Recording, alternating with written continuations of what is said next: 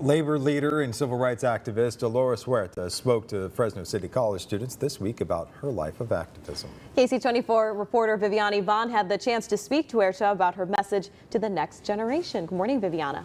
Good morning. Well, Dolores Huerta spoke at Fresno City College this week with a message encouraging young people to be active in their community. Hundreds of students and community members gathered at Fresno City College chanting "Si se puede" as they welcomed civil rights icon Dolores Huerta. Si se puede.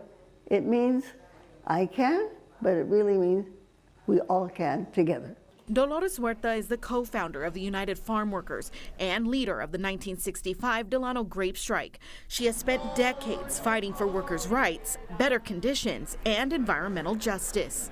She was invited by the Latino Faculty and Staff Association, the Ethnic and Gender Studies Department, the Puente Program, and Student Equity and Achievement Office to share her journey. We're going to shout so loud that all of the haters. Huerta signed autographs, posed for photos, and was celebrated as a champion of civil rights. You're really meeting an idol, an icon that has done so much for the community. She embodies the cultura, and she is a Mexicana like us. She's just a representation that we don't have.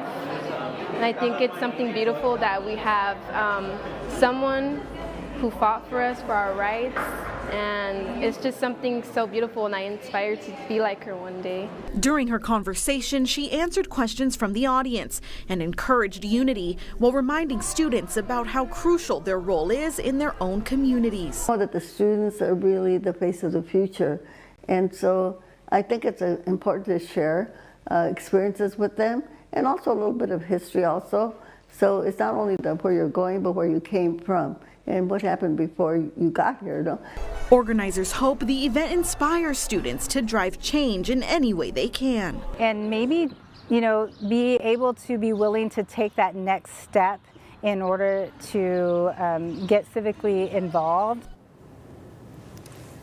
All right, Viviana's right here with us. Viviana, I'm curious, how many students were there, and did the students get kind of the impact of Dolores' work, even though it happened so many years before? Right. Yeah, there were hundreds of students that came out, and they were very excited. A lot of them did know. They mentioned that they're learning about her in their Chicano studies. A lot of them Chicano studies majors, both at Fresno City and Fresno State. Wow. So for them, it was like living history. That's how they described it, to be able to meet her. I want to ask you too, just how important is it for someone like her to speak to local youth that are in a few years getting ready to go in the workforce and be the change in our local community? Right. Well, it means a lot to them. Yeah. Just being able to speak to them. They said it's really inspiring to see someone who's been doing this for so long. They said a lot of people, they might start, but then they kind of get tired or things fade out. But she's just turned 95. She just celebrated her 95th birthday. Wow. I mean, and I have to know, how was that? What was that like for you to get to be there and hear her speak beyond just covering it as a journalist? Right. Yeah. This was something that's been on my bucket list for a long time. So for me, it was a big moment too, to just be able to not only meet her, but to have the chance to interview her like this was truly special for me. She's so sweet. We call a lot of people on these shows legendary. To get to see a living legend in the flesh, that's amazing. Viviana, thank you. Good job on that story, Viv. Well, up next on Midday.